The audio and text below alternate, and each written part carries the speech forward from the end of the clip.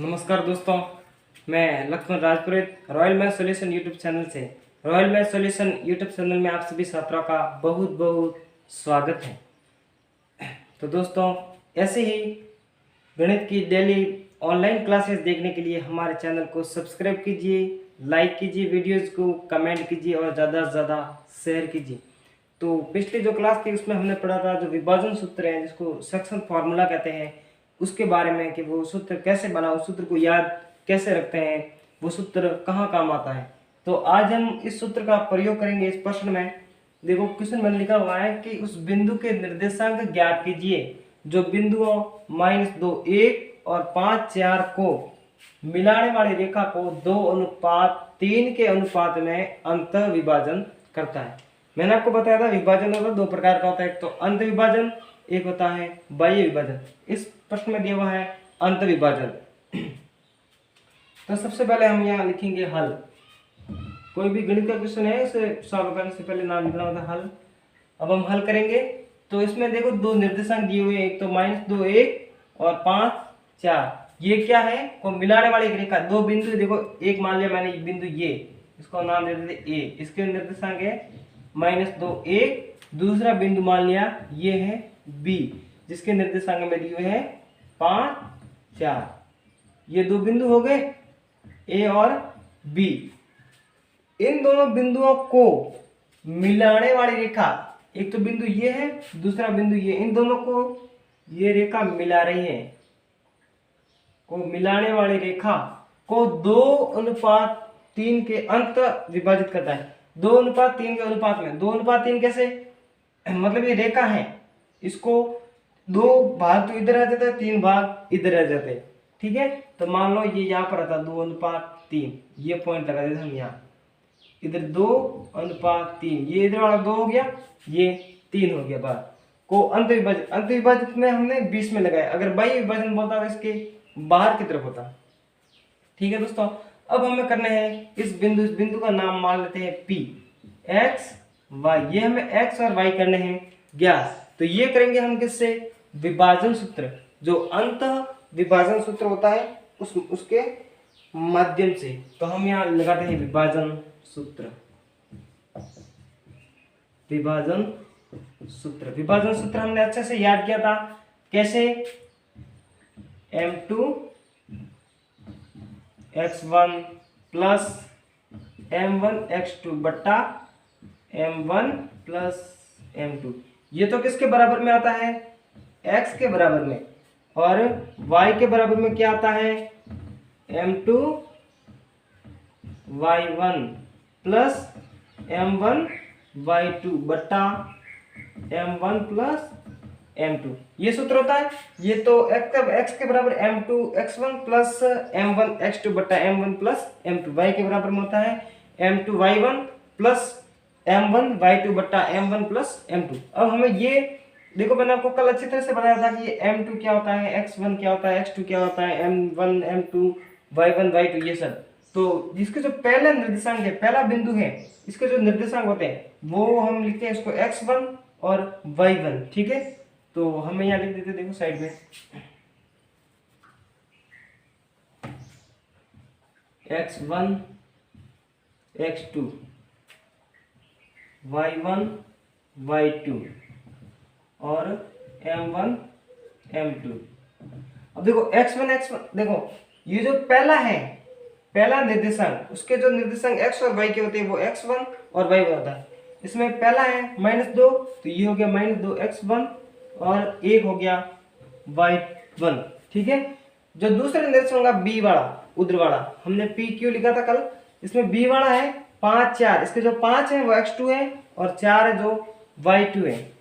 5 हो गया x2 और y है जो 4 है जो y2 हो गया। m1 m2 जो हमें अनुपात दिए हुए थे वो अनुपात दिया हुआ है 2 और 3, तो 2 हो गया m1 और 3 हो गया m2, ठीक है दोस्तों। अब हम चलते हैं आगे। इस ये जो मान है x1 x2 y1 y2 और m1 m2 के, ये मान इन दोनों सूत्र में रखते हैं। तो देखो x बराबर m2 कितना है 3, यह लिखना आपने 3, x1 के साथ गुणा हो रहा था, गुणा x1 कितना है माइनस का 2। ठीक है दोस्तों, फिर प्लस m1 2 है, गुणा हो रहा है x2 से, x2 कितना है 5 बट्टा m1 प्लस m2 2 प्लस 3 ये तो हो गया x वाला। अब हम लेते ये y वाला m2 y1, m2 3 है, y1 1, 3 गुणा 1 प्लस m1 y2, m1 कितना है 2, y2 है 4, 2 गुणा 4 बट्टा m1 plus m2 2 plus 3, 2 plus 3। ठीक है, यहां तक समझ में आ गया एकदम क्लियर। ये जो x1 x2 y1 y2 और m1 m2 के जो मान है इसमें जो दिए हुए उस हिसाब से हमने लिख दिया, यहाँ पर सबको अलग अलग कर दे। अब फिर ये जो मान है वो इस हमने फॉर्मूला में रखे, दोनों जो सूत्र है हमारा विभाजन सूत्र उसके अंदर हमने डाले। अब इसको आगे हल करते हैं। 3 और -2 का गुणा हुआ तो आगे माइनस के 6, 3 दूनी 6। जब एक माइनस हो एक प्लस हो तो उत्तर हमेशा माइनस में आते हैं। प्लस 5 दूनी 10 बट्टा 3 और 2 कितने हो गए 5। अब लेते हैं y वाला, 3 एकम 3 प्लस 4 और 2 का गुणा 4 दूनी 8 बट्टा 3 और 2 कितने हो गए 5। वापस आगे चलते हैं x बराबर, अब देखो 6 माइनस में और 10 प्लस में, जब ऐसी स्थिति हो कि एक माइनस हो एक प्लस हो तो उसमें हम क्या करते हैं, बाकी दिखने में हमें जोड़ लग रहा है ये कि माइनस से और 10 की जोड़ हो रही, पर वास्तविक में होगी क्या बाकी। ऐसी बाकी कैसे करते हैं कि बड़ी संख्या में छोटी संख्या को घटाना है, या बड़ी संख्या 10 है तो 10 में से आप 6 को घटा दो, पीछे कितने रहेंगे 4। अब 4 प्लस करेंगे माइनस के तो अपने को देखनी है बड़ी संख्या प्लस में है तो ऐसे रहने देना है। अगर बड़ी संख्या माइनस में है तो यहाँ आगे माइनस से लगाना, अपने बड़ी संख्या 10 प्लस में तो प्लस रहने देना बट्टा 5। फिर लेते हैं y का, 8 और 3 कितने हो गए 11 बट्टा 5। अब देखो 5 का भाग 4 में नहीं जा रहा है और 5 का भाग 11 में नहीं जा रहा है तो x बराबर तो आगे 4 बट्टा 5, y बराबर आगे 11 बट्टा 5। ये जो P बिंदु था ये इसके निर्देशांक आगे P के निर्देशांक लिख दो आप भले, कितने आगे 4 बट्टा 5 और 11 बट्टा 5। ये P के क्या हो गए निर्देशांक। ये जो दो बिंदु थे -2 1 और 5 4, इसको मिलाने वाले रेखाखंड 2:3 में विभाजित करने वाले बिंदु के निर्देशांक क्या होंगे 4 बट्टा 5 11 बट्टा 5। ठीक है दोस्तों, तो अब हम अगला प्रश्न लेते हैं। ये तो हमने क्या था अंत विभाजन वाला, अगला प्रश्न लेते हैं बाह्य विभाजन वाला कि उस बिंदु की निर्देशांक क्या कि जो बिंदु -4 4 और 7 2 को मिलाने वाली रेखा 4:7 के अनुपात में बाह्य विभाजित करता है। ऐसा बिंदु है जो इस -4 4 बिंदु और 7 2 के जो निर्देशांक दो बिंदुओं के दिए हुए उस बिंदु को 4:7 में वो कैसे बाह्य बार की तरफ विभाजन करता है। तो दो बिंदु हो गया, अपना पहला बिंदु हो गया A -4 और 7, दूसरा बिंदु हो गया B 7 2, ये और अनुपात हो गया अपने 4:7। ठीक है, तो बाह्य विभाजन है तो सबसे पहले क्या करना होता है हमें बाह्य विभाजन सूत्र लगाना होता है। बाह्य विभाजन सूत्र लगा देते हैं। बाह्य विभाजन सूत्र मैंने आपको बताया था कि अंत विभाजन में क्या होता है सब प्लस होता है और बाह्य विभाजन में बीच में माइनस लगता है। x के बराबर में होगा क्या m1 x2 minus m2 x1 बट्टे m1 माइनस m2, और y के बराबर भी यही होगा, क्या होगा m1 y2 minus m2 y1 बट्टा m1 माइनस m2। अब हम ये तो लिख लिया, ये देखो x1 x2 y1 y2 और m1 m2 ये भी तो लिखने पड़ेंगे, मतलब इस फॉर्मूला में डालने के लिए ये x1 x2 y1 y2 m1 m2 ये लिखने पड़ेंगे। अब देखो इसमें जो पहला निर्देशांक है उसके जो निर्देशांक होते हैं x और y के होते हैं x1 y1। ठीक है, तो ये हो गया x1 ये हो गया y1, -4 हो गया x1 और 4 हो गया y1। ठीक है दोस्तों, दूसरा जो निर्देशांक है उसके जो ये जो -7 2 है, ये पहला जो है उसके तो x1 y1 होंगे और दूसरा जो है उसके x2 y2। तो 7 हो गया x2 और 2 हो गया y2। ठीक है। अब m1 m2 क्या होते हैं? अनुपात। अनुपात में दिया हुआ है 4:7, तो 4 तो हो गया m1, 7 हो गया m2। अब इनको हम इस फॉर्मूला में रखना है, तो x बराबर लेते हैं m1 गुणा x2। m1 कितना है? 4, x2 है 7, 4 गुणा 7 माइनस m2 x1, m2 कितना है?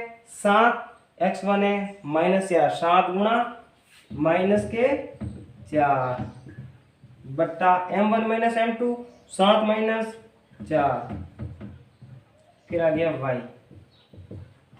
y में क्या? m1 y2, m1 4, y2 2, 4 गुणा 2 माइनस m2 x1, m2 है 7, m1 है y1 है 4, 7 गुणा 4 बट्टे 7 minus 4, m1 minus m2 4 minus 7,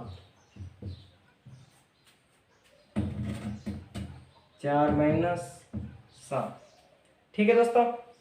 अब इसमें x बराबर देखो क्या आता है, इसका गुणा करेंगे 700 के 28 आ गए, माइनस 7 और -4 का गुणा करेंगे, देखो 700 के 28 आएंगे, चिन्ह किसका है? माइनस का। देखो 7 गुणा -4, 700 के कितने होंगे? 28, किसके आएंगे?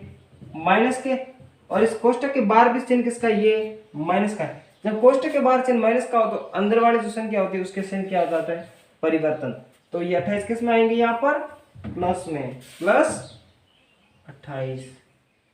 4 में 7 नहीं जाते, 7 में 4 घटा दो, कितने आएंगे? 3। बड़ी संख्या माइनस की तो माइनस के 3। अब लेते हैं y बराबर, देखो 4 दूनी 8 माइनस 700 का 28 बट्टा 7 में से 4 घटा दो, माइनस क्या देंगे? 3। अब 28 और 28 कितने होते हैं? x बराबर हो गए 28 28 जोड़ दो, कितने हो गए? 56 बट्टे माइनस के 3। ठीक है। 5 और 6 11, नहीं जा रहा 3 का भाग इसमें, तो y बराबर 28 में से 8 गए, 28 में से 8 गए तो पीछे रहे 20, किसके रहे? माइनस के, बट्टा माइनस का 3। अब देखो दोनों माइनस है तो माइनस से माइनस कट गया, माइनस से माइनस कैंसल, तो x बराबर तो आ गया 56 बटे -3 और y बराबर आ गया 20 बट्टा 3। तो ये जो बिंदु है बाह्य बिंदु, कौन सा? जो ये रेखा थी -4 और 4, ये पहला बिंदु था, दूसरा बिंदु था 7 2। इनको जो बाह्य बिंदु था, ये बाह्य बिंदु P, इसको P दे दो, ये B है और ये A, इसको मिलाने वाली ये रेखा, इसको बाह्य बिंदु को मिलाने वाली रेखा 4:7 में विभाजित करने वाली रेखा, जो ये बाह्य विभाजन करता है, ये बिंदु 4:7 के अनुपात में इन दोनों बिंदुओं को ये वाला बिंदु बाह्य विभाजित करता है। तो इस बाह्य बिंदु के निर्देशांक क्या है? 56 बट्टे -3, 20 बट्टे 3, ये हो गए इसके निर्देशांक। ये x का निर्देशांक है, ये है y का निर्देशांक। ठीक है दोस्तों, ये हो गया अपने बाह्य विभाजन का। अब हम करते हैं मध्य बिंदु का। देखो प्रश्न दिया हुआ है, बिंदुओं 22 20 तथा 0 16 को मिलाने वाली रेखा के, प्रश्न है बिंदुओं 22 20 तथा 0 16 को मिलाने वाली रेखा के मध्य बिंदु के निर्देशांक ज्ञात कीजिए। हमें ये जो कोई रेखा दी हुई है, हल पॉइंट ए लिख दो, 22 20, ये पॉइंट ले लो। ये जो रेखा है बी, बिंदु बी कितना है? 0 16 को मिलाने वाले रेखाखंड, ए और बी को मिलाने वाले रेखाखंड के मध्य बिंदु के निर्देशांक। मध्य मतलब इसके और बीच, ए और बी के बीच में ये बिंदु मान लिया पी, एक्स वाई, इसके निर्देशांक हमें करने हैं ज्ञात। इसके और इसके मध्य वाला बिंदु होता है, उसके निर्देशांक हमें ज्ञात करना है। तो देखो सबसे पहले हम लिखेंगे मध्य बिंदु के निर्देशांक का सूत्र। मध्य बिंदु के निर्देशांक, मध्य बिंदु के निर्देशांक का सूत्र मैंने आपको बताया सबसे सिंपल होता है x1 प्लस x2 बट्टा 2। ये तो होता है x के बराबर में, और y के बराबर में होता है y1 प्लस y2 बट्टा 2। अब देखो इसमें m1 m2 वगैरह कुछ नहीं है, सिर्फ ये है x1 x2 और y1 y2। ये तो आपको सिंपली पता ही होगा। जो पहला निर्देशांक दिया होता है वो होता है x1 y1, x1 y1, x1 22, x2 20, 22 और 20, फिर होता है x2 y2। बस यही तो चाहिए हमें। और दूसरा निर्देशांक है, उसका जो निर्देशांक दिए थे वो होता है x2 y2, x2 है 0 और y2 हो गया 16। ठीक है, तो अब ये जो x1 x2 और y1 y2 है इसको हम लिखेंगे इस समीकरण में। तो देखो लिखते, सॉरी इस फॉर्मूले में, सूत्र में कह दो x1 plus x2, x1 22, x2 0, 22 plus 0 बट्टा 2 का 2 लिख दो, और फिर लिखना है y का y1 प्लस y2 बट्टा 2, y1 20, y2 16, 20 प्लस 16 बट्टा 2। ठीक है, 22 0 22, 22 और 0 को जोड़ेंगे तो 22 बट्टे में कितना आ गया 2, और y बराबर क्या होगा 20 और 16 को जोड़ेंगे तो कितने आ जाएंगे 36 बट्टा 2। देखो x बराबर 2 का भाग 22 में कितनी बार जाएगा, डिवाइड बाई 11, कितने हो गए 11, और 2 का भाग 36 में देंगे तो 18 दूनी 36, कितने आ गए 18 और 11। तो आपके मध्य बिंदु के निर्देशांक, मध्य बिंदु के जो निर्देशांक है वो आगे 11 18। ये जो बिंदु है 22 20 और 0 16, इस रेखा को मिलाने वाला, सॉरी इस रेखा को जो मध्य बिंदु है इन दोनों बिंदुओं को मिलाने वाली रेखा का मध्य बिंदु मतलब सेंट्रल पॉइंट, इस रेखा का सेंटर पॉइंट क्या होगा, उसका निर्देशांक क्या होगा 11 18। x का तो 11 होगा, y का 18। ठीक है दोस्तों, तो वीडियो अच्छा लगा हो तो लाइक कीजिए, कमेंट कीजिए और शेयर कीजिए। और अगर आप हमारे चैनल में नए हैं तो चैनल को सब्सक्राइब करना ना भूलें, साथ ही बेल आइकन को जरूर दबाएं ताकि जैसे मैं कोई नया वीडियो अपलोड करूं आप तक सूचना पहुंच जाए।